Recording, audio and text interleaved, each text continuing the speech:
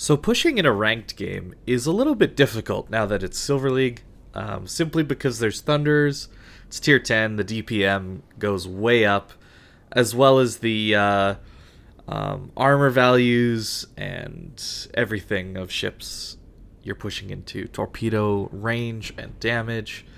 It's difficult, but sometimes it's necessary. And that's what I want to look at today is a scenario where to win, we have to push.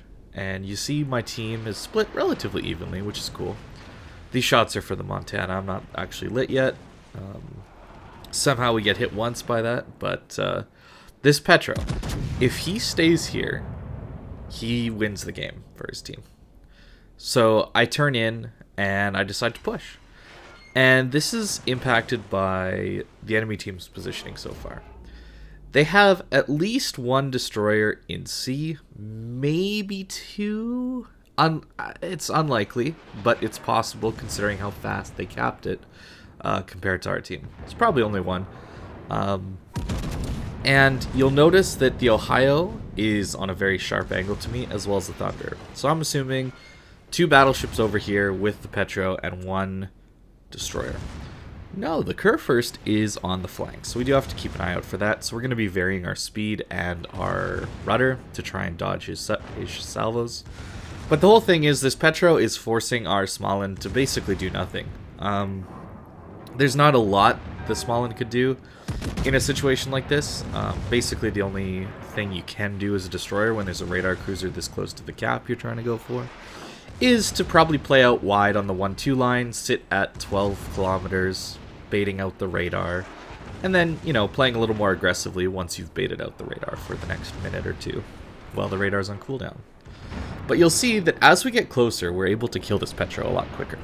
That's the only time you're actually able to kill a Petro is in close range. You aim for the upper bow, you overmatch it, and you do some pretty solid damage. Not amazing, but solid. You'll notice the Petro is the one in the cap, but not the destroyer. So I've been worried about a DD torping me, but it's seeming more and more likely that there's no destroyer here, because I should have seen torps by now, and that's kind of weird that there would be no destroyer here. So I think I got a little bit lucky there, but you notice I have been varying my speed quite a lot just to try and stay alive. We haven't really taken huge hits from the Kerr first yet. But a push like this early game is hard. And the reason it's kind of worked is that we've done a good job of angling and dodging and using islands. You'll notice the Thunder hasn't really been able to shoot at me all that much. Also earlier I should have mentioned, the Ohio went broadside there. I don't know if you noticed that, but we didn't actually shoot at him. And that's because the Petro needed to die. Once the Petro dies, we basically win this flank. Our DD can do what he wants to, you know, spotting, torping, and hopefully contesting the cap. And you'll notice that we actually live through this. It's a crazy kind of push in the first couple minutes of the game, and fortunately we're dark so we can actually maybe heal up a little bit. But sometimes you have to make those pushes. That Petro spot was so powerful that I was willing to throw my ship away, essentially, to kill him. Because we lose the game if he just gets to sit there and farm our Montana broadside, force our Des Moines to stay behind the island, force our Småland to not really do much in regards to the cap. Positions like that are incredibly strong, and that Petro did a good job of going there. He just should have if you're that Petro and you're in that position, you should back off a little sooner. You should know that you just living in that scenario is winning your team the game. You're holding up basically 4 ships at that point. Because the Småland's not really doing much. The Des Moines is forced to stay behind the island with your GK flanking him. The Des Moines probably isn't going to last long. That kind of thing. And the battleships should be getting held down by the Thunder, long-range HE spam, that kind of thing. But we used islands smartly to deal with that. So the Petro should have just reversed around the island. That would have been the play. And then we probably would have lost this game because we would have had just far too much committed to one flank and not really doing much. It's difficult to win games in ranked because you never know what your teammates are going to do. But sometimes making plays early on is really, really important to win your team the game, even if it throws away a lot of your HP. You'll see I'm now moving over to the other flank because I assume we have this A flank under control. It's 2 battleships versus 3 ships, Montana, Des Moines, and Smallland. We should have the cap. It's unlikely we lose the cap ever to a Kurfürst or a Thunder that's kiting away. And our other side kind of needs some help since we already lost a DD over here. We do have to be very careful though because there are 2 destroyers here, so we're actually not going to push in that hard until we have a little bit more vision.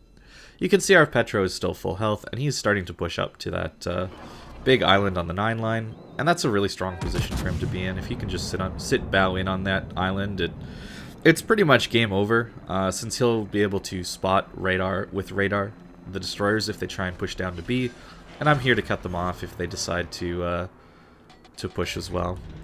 You'll notice the Harugumo just used a set of torps, and he's behind the island right now. We don't know if he's reload boosted the next one, but if he reload boosted right away, the torps would be crossing right about now, and we don't see them yet. And you can see he's backing out right now.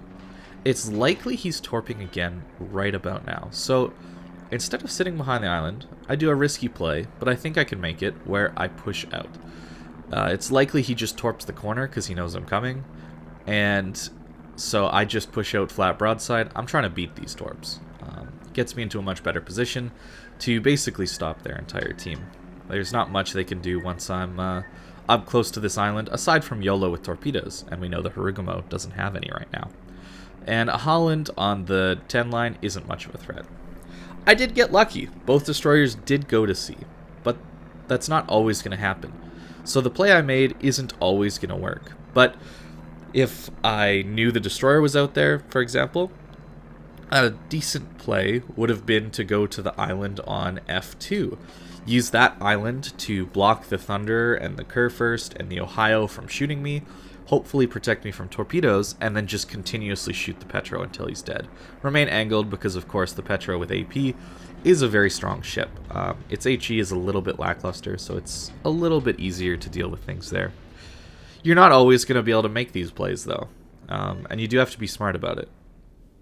The pushings thing is not always the best idea, and in fact, it often isn't the best idea early game, unless you have a very specific reason for it. It's much better idea to let the game develop and then push when needed at the end.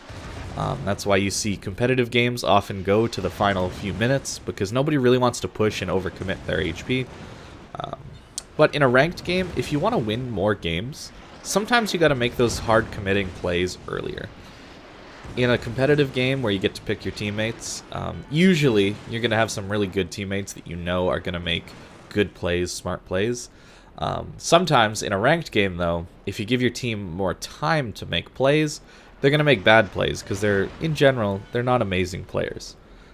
You get thrown in with, some of everything in random battles. Or in ranked battles, sorry. It's basically like randoms. So sometimes making the play to win your team the game early definitely helps out. And in this one, we still had to do quite a bit of work after to win our team the game. You'll notice that our Monty died, our Des Moines is kiting away from the Thunder, which is a good call, honestly. And our Smallland is on his way over to help, I guess, with the destroyer, although he's not really making that much of a pressure towards the enemy DD, so maybe he'll turn up now and use the radar, that kind of thing. Overall, this is a pretty fun game for me. It involved a lot of interesting decision making and fun pushes. Ohio's definitely good at this. If you're searching for a good battleship to play, Ohio is definitely one of them for tier 10 ranked. It's tanky enough. It doesn't quite have the Kurfürst level of armor, but it has better guns, better gun angles, it has better secondaries, it has a better heal. You just don't get a hydro, which is somewhat of a problem, but if you're smart about it, you can deal with that too, even. It's fun making these plays in ranked and then working out. Obviously, they won't all work out. I have games where I just die right away, and it's like, well, I tried, and it didn't go so well. But games like this can happen. Pushing can work in a situation like this. The reason you're not going to see this in random battles as much is there's just more people. And the more people there are on a flank, the easier it is to focus or get focused by more than 2 or 3 ships at a time. and even getting focused by 2 or 3 ships at a time. You saw how fast I actually lost a lot of HP. It's only because of the fast heals that the Ohio gets that I was able to live there in the first place. But removing that linchpin ship is the key. You'll often notice that if you watch any competitive games like Kings of the Sea, that kind of thing. Everything is based around the radar ship on a cap. So the enemy team, or your team, both teams, I should say, are going to try and position a radar ship in a strong position around a cap so that the enemy team can't get that cap. And then it's everybody else's job to try and dig out that radar cruiser on each enemy team. And then whoever does that better often wins the game, or at least that side of the map. And the same thing is true for ranked. It's just you're not coordinating as well with your teams. So making that play early on, I think, won us this game. It could have been a lot different, because with that Petro living there a long time would have meant we wasted a lot of ships' time, or our ship's time, over on the A flank. And then 2 destroyers versus, well, I mean, our gearing died very quickly, so 2 destroyers and a Des Moines versus a Kremlin and a Petro, probably not going to go very well, because the Des Moines could just hide behind an island and arc shells over, and the DDs can just torp them to death. So probably would have lost this game if that Petro would have lived longer. And I think this was a really good example of a push that you can do. Obviously, you do have to calculate the risk. That was a very risky push I made. It worked out because I got lucky on the destroyers not being over there. While I did vary my speed, I probably would have eaten 1 more torpedo, maybe 2 more torps than 0 on the other flank if there was a DD there. But it was a bit of a calculated risk. Harugumo has a pretty long cooldown on torpedoes, and I didn't think it would necessarily be up by that time. And Holland torps don't deal a ton of damage, so it was a bit of a calculated risk to deal with their linchpin kind of ship. That's kind of sometimes what you gotta do. So a very interesting, fun game for me, and yeah, give rank a shot if you are looking for a bit more dynamic games where it's possible to push, at least before the 5 minutes left mark in a random battle, because it is possible to push in early game and have some pretty good fun in the ranked queue. So you just got to recognize that you're not going to win every game, and your teammates probably aren't going to be all that amazing, and you shouldn't really be getting mad at them for that. You just need to recognize that going into it. So the build I'm running for ranked is just my standard Ohio build. Yeah, finally got 21 points. We get AR again. It's possible that running basics of survivability would be a little bit better, and in fact, with how little secondaries generally do, I mean, Ohio has the best secondaries at tier 10. It's possible not even running these 2 is the best build. Going instead for basics of survivability and another heal, or fire prevention is just better than the secondary straight up. But I still want to run secondaries where I can, and where I can is basically the premium American battleships. They're the only ones really. You'll notice I am running steering gears, and that's because I'm finding that maneuvering more, instead of just relying on my ship to tank shells, I'm trying to dodge shells more, stay at higher speeds, and trying to juke things a little bit more, and that seems to be working.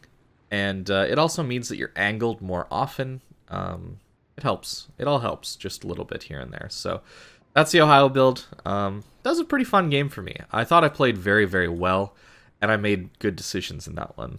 And yeah, as a quick note, yeah, just try not to blame your teammates too hard. Yeah, it'll be their fault, but you should know going into ranked that you're not going to get perfect teammates every game. That's just something you need to recognize before going in. And then maybe if you just understand that a little more, we'll see in general less people getting super tilted at their teammates.